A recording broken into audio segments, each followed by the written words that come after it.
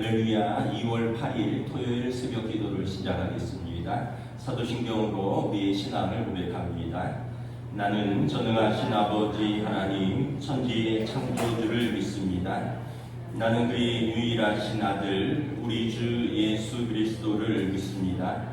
그는 성령으로 잉태되어 동정녀 마리아에게서 나시고 본디오 빌라도에게 고난을 받아 십자가에 못 박혀 죽으시고 장사된 지 사흘 만에 죽은 자 가운데서 다시 살아나셨으며 하늘에 오르시어 전능하신 아버지 하나님 우편에 앉아 계시다가 거기로부터 살아있는 자와 죽은 자를 심판하러 오십니다.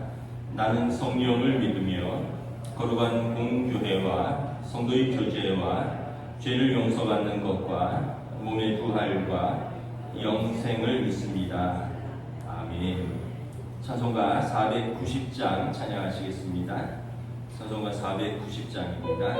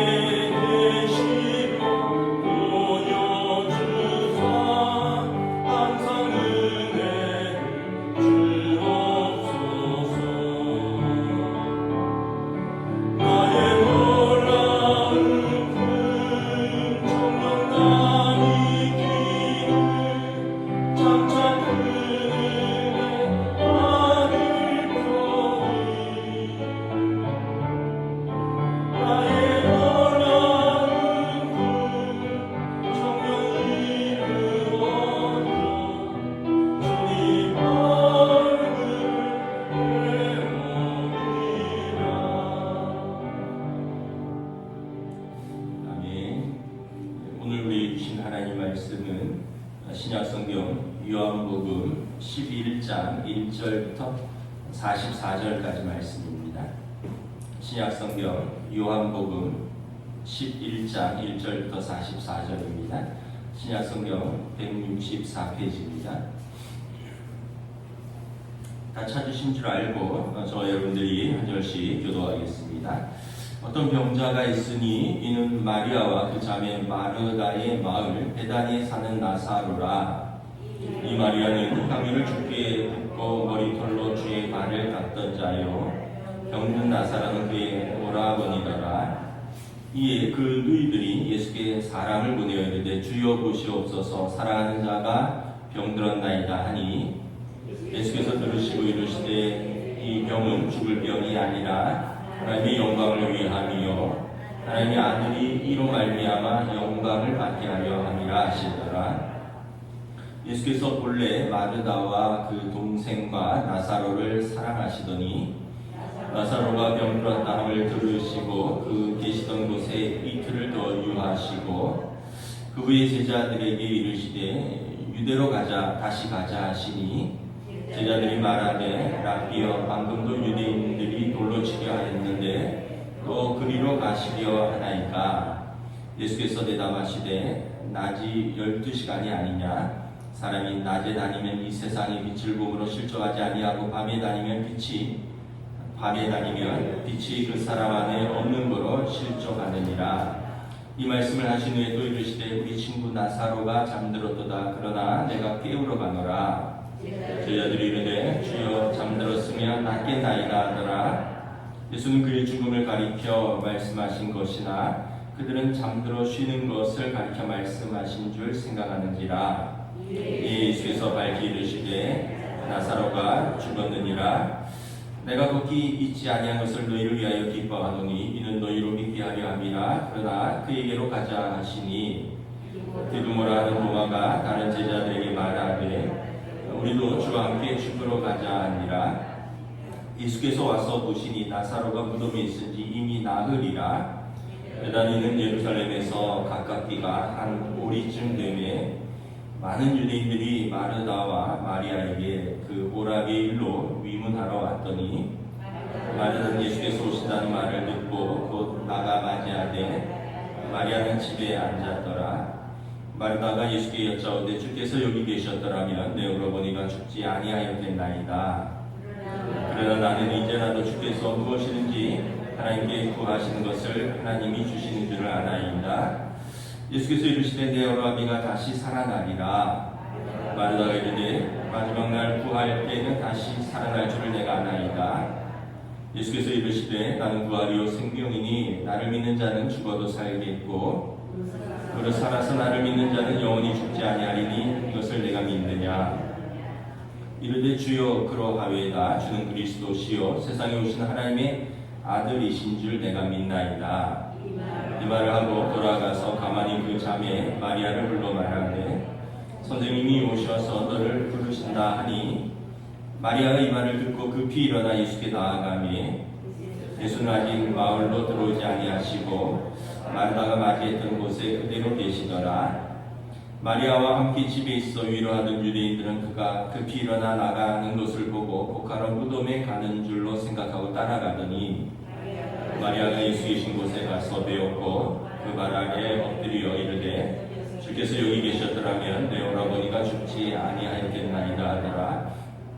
예수께서 그가 우는 것과 또 함께 온 유대인들이 우는 것을 보시고 심령의 비통이 여기시고 불쌍히 여기사 이르시되 그를 어디 두었느냐. 이르되 주여 와서 보옵소서 하니 예수께서 눈물을 흘리시더라. 이 유대인들이 말하되 보라 그를 얼마나 사랑하였는가 하며 그중 어떤 이는 말하되 맹인의 눈을 뜨게 한 이 사람이 그 사람은 죽지 않게 할 수 없었더냐 하더라.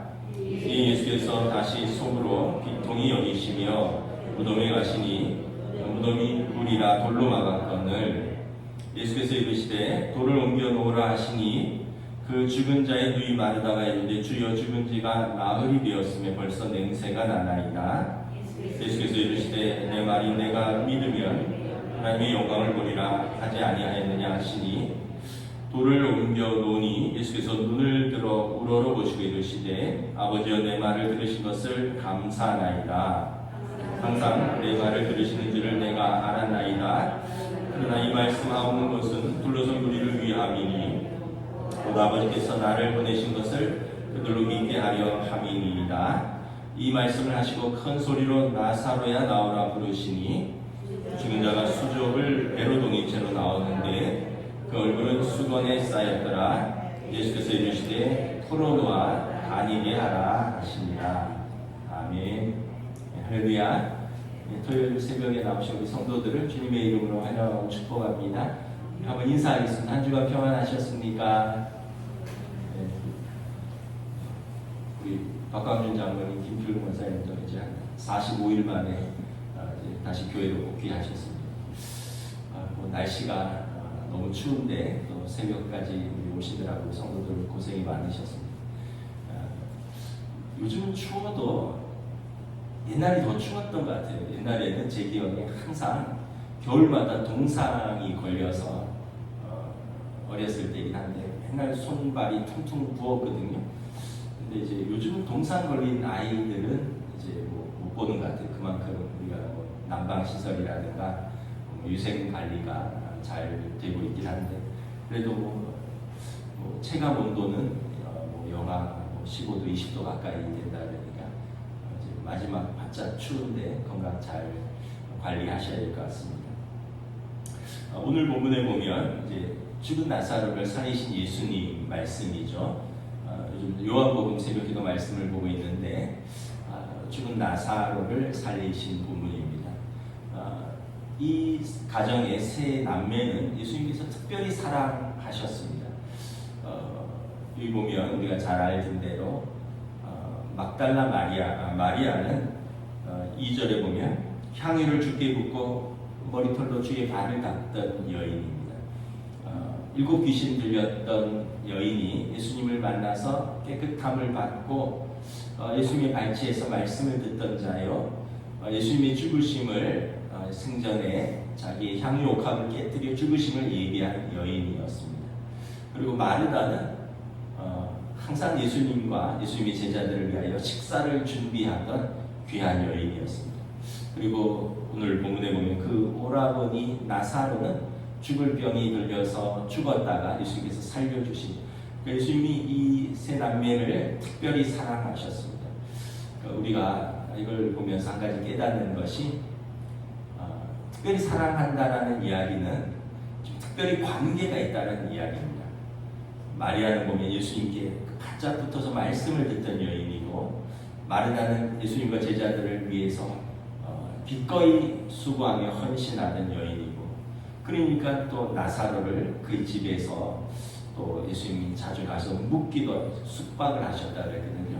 우리가 그 오빠를 살려주시기도 하고 그러니까 우리가 여러분 예수님과 깊은 관계를 가지는 것이 중요합니다. 먼 이웃처럼 그냥 생각날 때마다 한 번씩 생각하는 분이 아니라 우리의 삶에서 밀접하게 때로는 병 가운데 때로는 기쁜 일 가운데 때로는 슬픈 일 가운데 오늘 이 3남매는 기쁘나 슬프나 항상 예수님을 불렀어요. 다른 본문에 보면 예수님이 그 마을을 지나가시면 마르다 마리아가 예수님과 제자들을 불러서 자기 집에 초대하고 기쁘게 식사를 대접했습니다. 오늘도 보면 자기 오라버니가 병이 들었다 그러니까 멀리까지 예수님을 초청하고 기쁜 일이나 슬픈 일이나 항상 죽을 일이나 살 일이나 예수님을 항상 가까이 부르는 그 남매들입니다. 그래서 우리도 여러분 항상 주님을 가까이 하면 주님께서 우리와 깊은 교제를 나누시고 우리의 삶에 주님의 놀라운 능력들이 드러난다라는 것을 성경은 보여주고 있습니다. 우리가 주님은 항상 우리 가까이 계신데 우리가 더 가까이 가야 되는 거죠. 우리가 멀리 가면 멀어지는 거고 우리가 가까이 가면 우리가 항상 우리 앞에 서 계신 주님께서 요한계시록 말씀처럼 너희가 마음의 문을 열면 내가 들어가서 너와 더불어 먹고 그와 더불어 마시리라 교제하는 것이죠. 근데 오늘 본문에 보면 이제 나사로가 죽었는데 이 죽은 나사로를 예수님께서 죽을 병이 아니라 하나님의 영광을 위함이라. 그래서 하나님의 아들이 이로 말미암아 영광을 받게 하려 하심이라. 그래서 예수님께서 나사로를 살려주십니다. 그래서 예수님께서 죽음의 권세를 다스리시는 하나님의 아들이라는 것을 선포하는 것입니다. 육신의 죽음에 대해서 오늘 좀 묵상을 해보려고 하는데요. 어저께 송대관 씨가 별세를 하셨다는 뉴스가 떴더라고요. 78세인데 심장마비라고 합니다. 지난 설 때는 우리 변정용 집사님께서 별세를 하셨습니다. 87세인데 암으로 별세를 하셨습니다. 최근 제 개인적으로 가까운 분들이 아프신 분들이 조금 있습니다. 그러다 보니까 원치 않게 좀 죽음을 묵상하고 준비해야 되는 게 아닌가 이런 생각들을 조금 하고 있습니다. 창세기 1장에 보면 인간은 성경은 육신과 영혼으로 구성되어 있습니다. 육신은 흙이고요. 그래서 아담아가 흙입니다. 아담은 흙으로 만들어진 인간이다라는 뜻입니다. 그리고 이 육신의 영혼, 하나님의 호흡, 하나님의 숨결이 들어갔습니다. 그래서 육신은 우리의 영혼을 담는 그릇입니다. 그래서 사람은 육신과 영혼이 이렇게 같이 어우러져 있는 전인적인 존재이고요. 영혼은 하나님의 호흡이니까 하나님의 형상을 닮았습니다.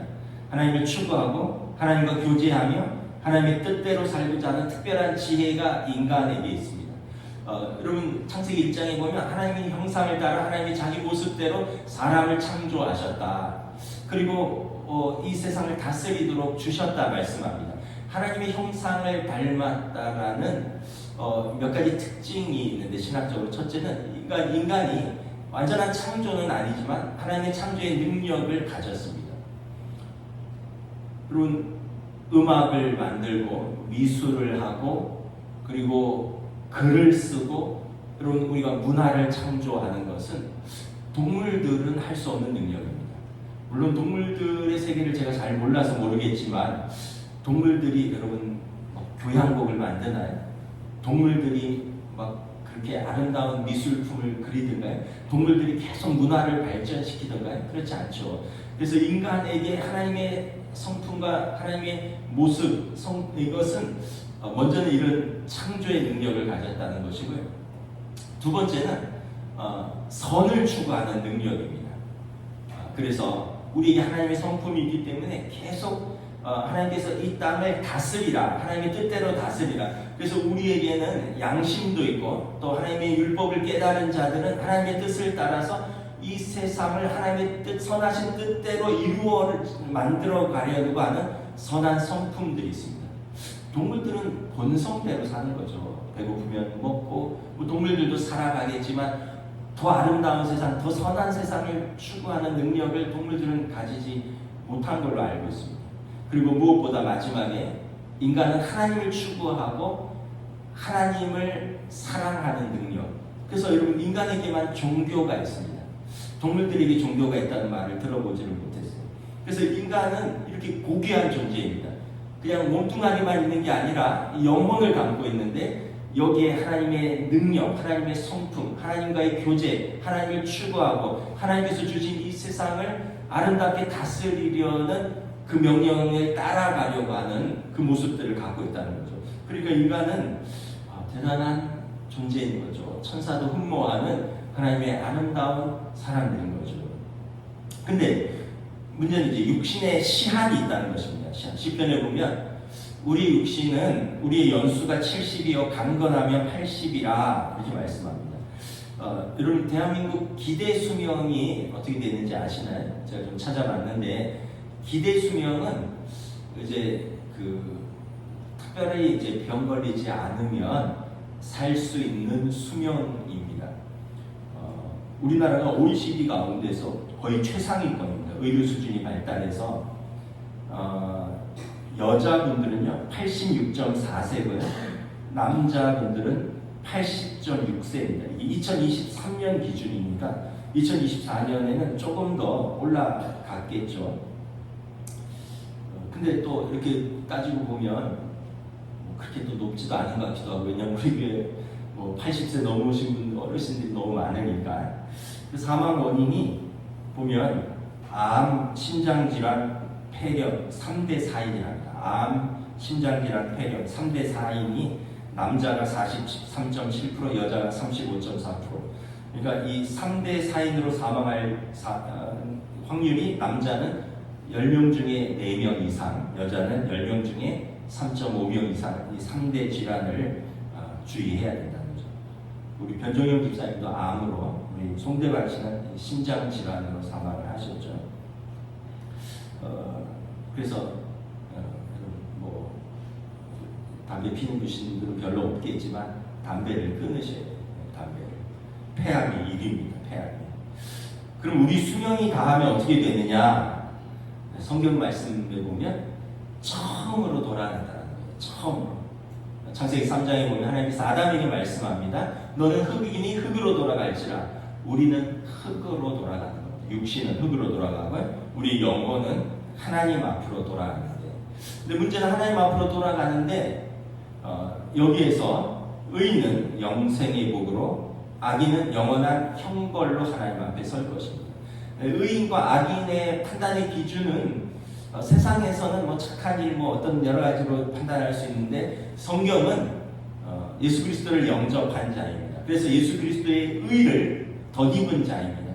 우리 모두는 죄인인데, 죄인은 거룩하신 하나님 앞에 설 수 없는데, 예수 그리스도의 십자가의 속량으로 우리에게 값없이 의롭다함을 주셨기 때문에 예수 그리스도를 영접하고 예수 그리스도의 의를 덧입은 자는 하나님 앞으로 돌아갔을 때 그 영혼은 영생의 복으로, 악인은 영원한 형벌로 하나님 앞에 설 것입니다. 성경 간단해요. 육신은 흙으로, 영혼은 하나님 앞으로. 오늘 부활에 대해서 말씀을 합니다. 오늘 죽은 나사로를 살리시는데, 예수님께서 생명을 살리는 권세가 있음을 보여줍니다. 예수님께서 죽음을 다스리는 권세, 그리고 예수님께서 생명을 불어넣는 권세가 있는 하나님의 아들이라는 권세가 있음을 보여주시는 거죠. 성경은 그래서 육신의 부활을 말씀합니다. 예수님께서 부활의 첫 열매가 되시고요. 예수님이 부활의 첫 열매가 되신다는 것은 계속해서 다른 열매들이 맺힌다는 뜻입니다. 우리 고린도전서 한번 좀 찾아보겠습니다. 고린도전서 15장, 고린도전서 15장 12절부터 한번 19절까지인데, 구약 신약성경 281페이지입니다. 신약성경 282페이지, 고린도전서 15장 12절부터 19절, 우리 한번 교도가도록 하겠습니다. 그리스도께서 죽은 자 가운데서 다시 살아나셨다 전파되었거늘 너희 중에서 어떤 사람은 어찌하여 죽은 자 가운데서 부활이 없다 하느냐? 만일 죽은 자의 부활이 없으면 그리스도도 다시 살아나지 못하셨으리라. 그리스도께서 만일 다시 살아나지 못하셨으면 우리가 전파하는 것도 헛것이요, 또 너희 믿음도 헛것이며, 또 우리가 하나님의 거짓 증인으로 발견되리니 우리가 하나님이 그리스도를 다시 살리셨다고 증언하였습니다. 만일 죽은 자가 다시 살아나는 일이 없으면 하나님이 그리스도를 다시 살리지 아니하셨으리라. 만일 죽은 자가 다시 살아나는 일이 없으면 그리스도도 다시 살아나신 일이 없었을 터이요, 그리스도께서 다시 살아나신 일이 없으면 너희의 믿음도 헛되고 너희가 여전히 죄 가운데 있을 것이요, 또한 그리스도 안에서 잠자는 자도 망하였으리니 만일 그리스도 안에서 우리가 바라는 것이 다만 이 세상의 삶뿐이면 모든 생명 가운데 우리가 더욱 불쌍한 자이로라. 성경은 죽은 자가 다시 사는 것이 있다라고 말씀합니다. 그래서 예수님께서 이 죽은 자의 부활의 첫 열매가 되셨다는 것이죠. 죽은 자의 부활의 첫 열매가 됐다는 말은, 첫 열매는 다른 열매들이 계속 맺힌다는 거예요. 그래서 고린도전서 19장 19절 이하에 보면 순서가 있어요. 아담 안에서 죽음과 같이 그리스도 안에서 모든 사람이 삶을 얻는데 각각 자기 차례대로 되리니 먼저는 첫 열매인 그리스도요, 다음에는 그가 강림하실 때 그리스도에게 속한 자요, 그 후에는 마지막이라. 모든 이들이 그리스도께서 재림하실 때 다시 몸의 부활로 그 앞에 설 것이다. 그러니까 첫째는 예수님이 부활의 첫 열매가 되셨고요. 두 번째는 예수님 재림하실 때 살아있는 모든 자들, 그리스도에게 속한 모든 자들이 살아서 주님 앞에 설 것입니다. 그리고 모든 죽은 자들이 다 일어나서 나라와 권세와 영광을 가지고 세상을 심판하실 그분 앞에 설 것인데, 의인은 영광의 부활의 몸으로, 악인은 영원한 심판으로 그 하나님 앞에 설 것이다 라는 것입니다. 그래서 성경은 죽은 자의 부활이 있다. 이제 세상은 알 수 없다라고도 이야기하고, 죽은 이후에 알 수 없다 이러니까 불안한 거죠. 두려운 거죠. 알 수가 없으니까. 그런데 성경은 만약에 우리가 죽은 자의 부활이 없다면 우리가 이 믿음을 가지고 살았는데 우리가 제일 불쌍한 사람이라, 우리가 이 세상의 삶뿐이면 모든 사람 가운데 우리가 제일 불쌍한 자니라 말씀을 합니다. 제가 변종용 집사님 별세하시기 한 3일 전에 신방을 갔었어요. 그런데 그게 임종 예배가 됐습니다. 갔는데 의식이 없다 그러셨어요. 근데 제가 그 옆에 섰는데 제가 손을 잡았는데 우리 신방 가신 분들은 보셨을 거예요. 눈을 뜨셨어요. 그리고 제 손을 꼭 잡으셨어요. 그리고 요한복음 제가 알기로는 마지막 순간에도 귀가 열려있다라고 저는 알고 있거든요. 그리고 하나님 말씀을 읽어드리고 기도를 해드렸습니다. 너희는 마음에 근심하지 말라. 하나님을 믿으니 또 나를 믿으라.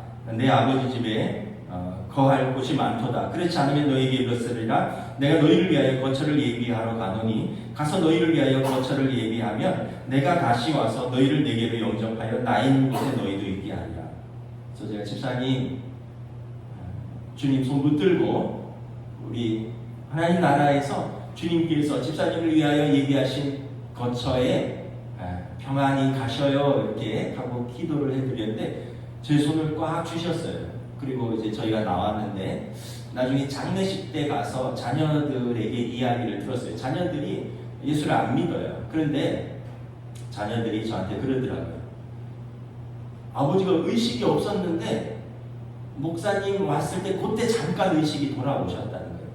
그리고 자녀들이 다 눈인사를 했고 자녀들이 아버지 우리 알아보겠어요. 아버지 목사님 왔다 가셨어요. 근데 아버지가 이렇게 그 순간에 긍정을 하시고 그리고 나서 다시 이제 의식이 흐려지셨고 그리고 3일 후에 별세를 하셨습니다.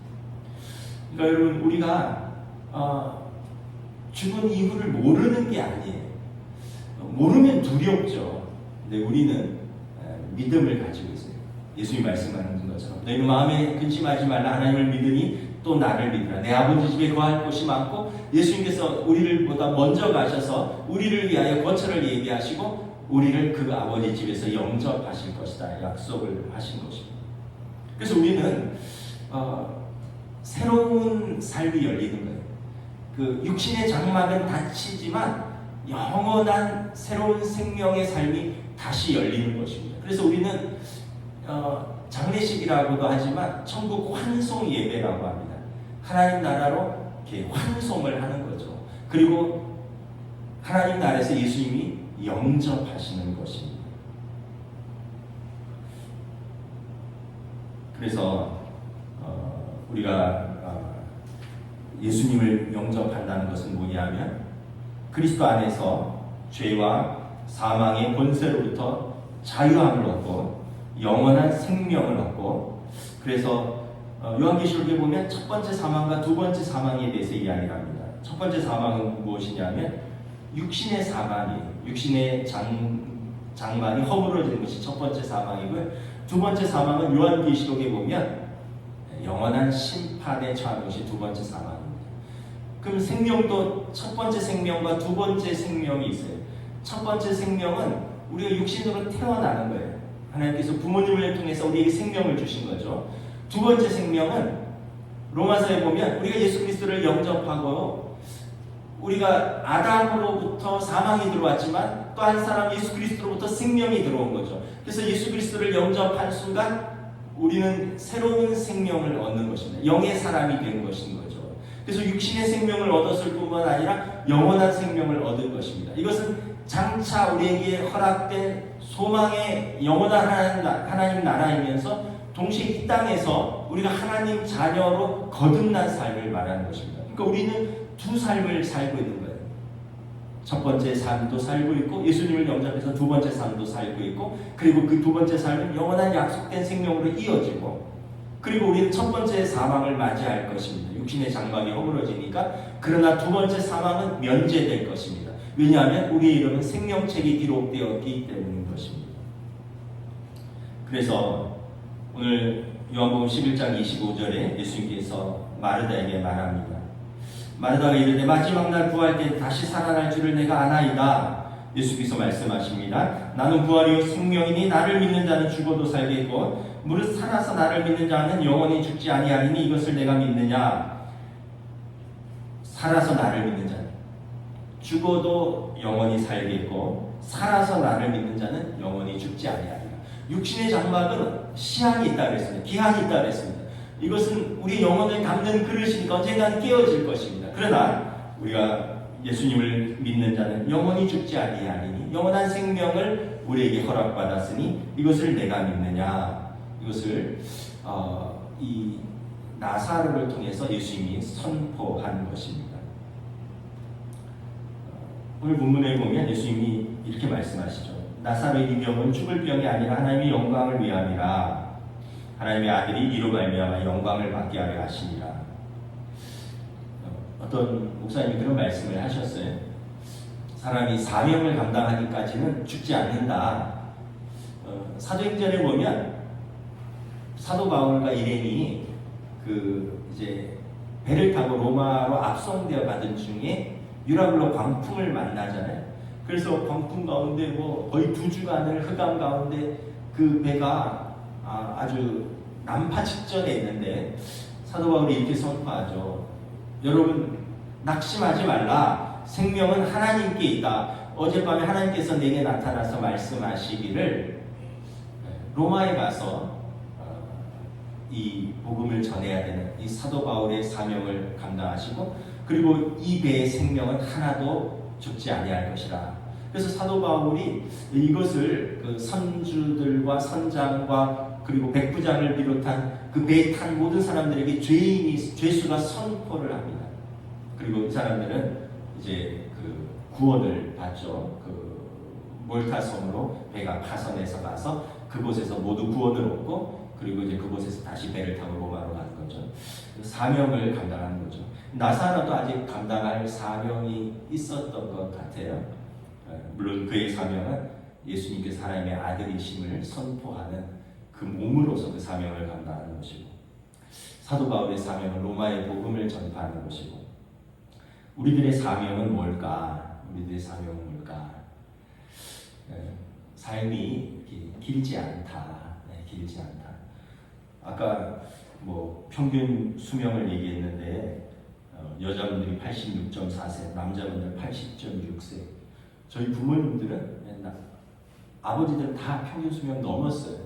언제든지 하나님 부르시면 가셔도 되는 그런 나이십니다. 어머니들도 가까이 온 거죠. 또 어떻게 보면 우리 삶이 그렇게 긴 것은 아니다. 우리 사명은 뭘까? 그래서 사랑하면서 살자라는 거죠. 사랑하면서 살자.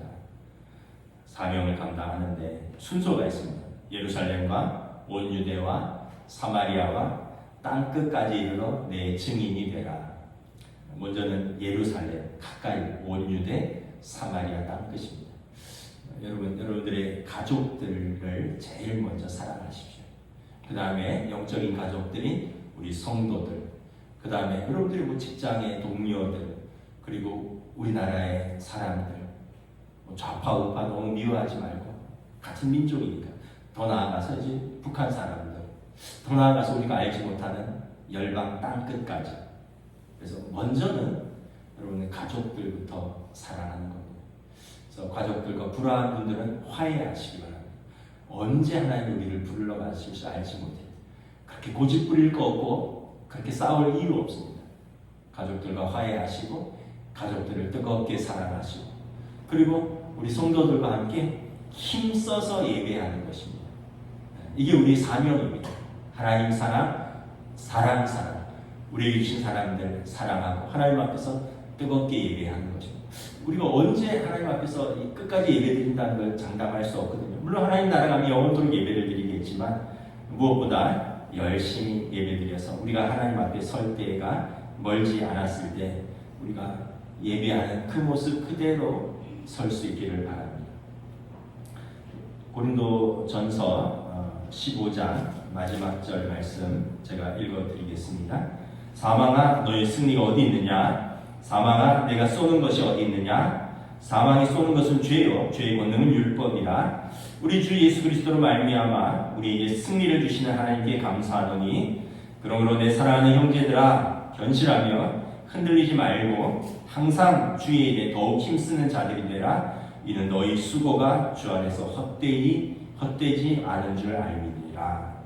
그래서 여러분 우리가 믿음 안에서 흔들리지 않고 주의 일에 더욱 힘쓰며 또 우리 주신 사람들을 사랑하며 사망과 죄의 권세를 이기신 예수님의 이름으로 믿음으로 힘있게 살아가시는 저 여러분 되시기를 우리 주님의 이름으로 축복합니다. 기도하겠습니다. 하나님 감사합니다. 오늘 죽은 나사로를 살리시는 예수님, 죄와 사망의 권세를 예수님이 다스리시는 하나님의 아들이심을 보여주십니다. 그리고 예수님으로 말미암아 나는 부활이요 생명이니 나를 믿는 자는 죽어도 살겠고 무릇 살아서 나를 믿는 자는 영원히 죽지 아니하리니 이것을 내가 믿느냐. 그러므로 우리가 예수님을 영접하고 우리 죄로 말미암아 죽을 수밖에 없는 우리 죄인이 예수님의 의를 덧입어서 십자가의 속량으로 값없이 의롭다함을 얻었고 하나님의 자녀가 되었고 자녀이며 또한 상속자니 하나님의 나라를 유업으로 상속받는 은혜를 입었으며 그러므로 우리는 이 땅에서 장차 있을 영광과 현재의 고난은 좋게 비교할 수 없기에 어떠한 일이 있더라도 우리가 견실하며 흔들리지 아니하고 믿음으로 살며 사랑으로 살며 힘있게 사명을 감당해서 살 수 있기를 원합니다. 오늘도 우리에게 주신 날을 선물로 받아들이고 오늘도 우리에게 주신 사람들을 감사함으로 축복하며 오늘도 우리에게 주어진 일들을 우리가 사명으로 힘있게 감당하는 주의 백성들로 인도하여 주시옵소서. 감사를 드리오며 우리 주 예수 그리스도 이름으로 기도드리옵나이다. 아멘. 하늘에 계신 우리 아버지, 아버지의 이름을 거룩하게 하시며 아버지의 나라가 오게 하시며 아버지의 뜻이 하늘에서와 같이 땅에서도 이루어지게 하소서. 오늘 우리에게 일용할 양식을 주시고 우리가 우리에게 잘못한 사람을 용서하여 준 것 같이 우리 죄를 용서하여 주시고 우리를 시험에 빠지지 않게 하시고 악에서 구하소서. 나라와 권능과 영광이 영원히 아버지의 것입니다. 아멘.